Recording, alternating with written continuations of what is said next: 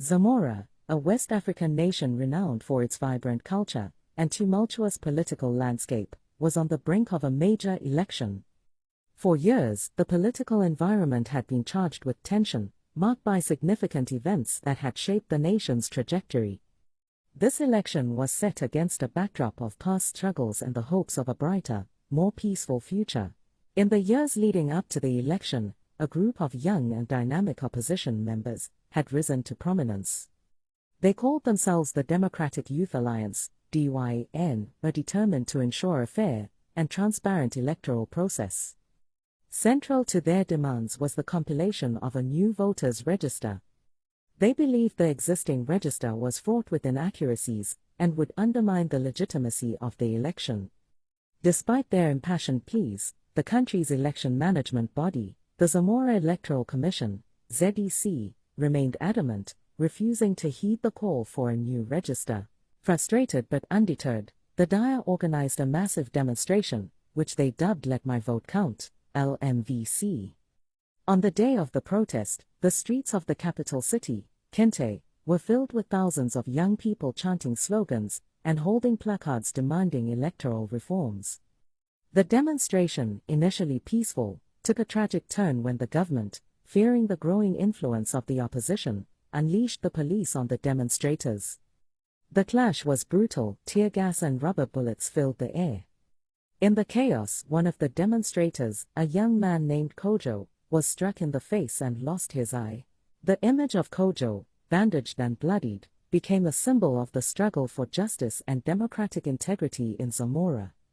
The incident sparked national and international outrage, putting immense pressure on the governing party, the Zamora National Congress, ZNC. Despite this, the ZNC remained in power, but their grip on the nation was weakening. Fast forward to the election year, the ZNC faced a formidable challenge from the opposition, the United People's Party, UPP. The UPP, leveraging the momentum from the LMVC movement and the public's discontent, won the election decisively. It was a historic victory, and the UPP promised a new era of transparency, justice, and development. However, the transition of power did not mark the end of Zamora's political turbulence. A few years into the UPP's administration, a controversy erupted over the government's decision to divest key state-owned companies. The ZNC, now in opposition, vehemently opposed the move, claiming it was an attempt at state capture by members of the governing party.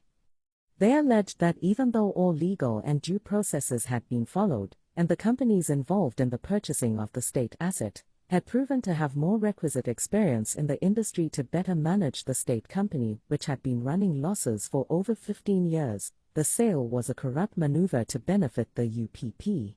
In response, the ZNC organized a demonstration reminiscent of the LMVC protests they had once suppressed.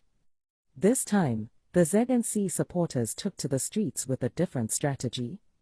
They openly insulted the police, hurling unprintable words and provocations.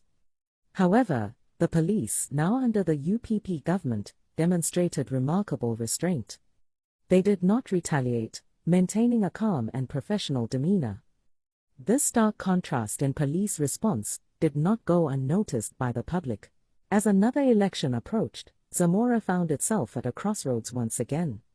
The ZNC, seeking to reclaim power, urged the electorate to vote them back into office. Meanwhile, the UPP countered with their track record of peaceful governance and the reforms they had implemented.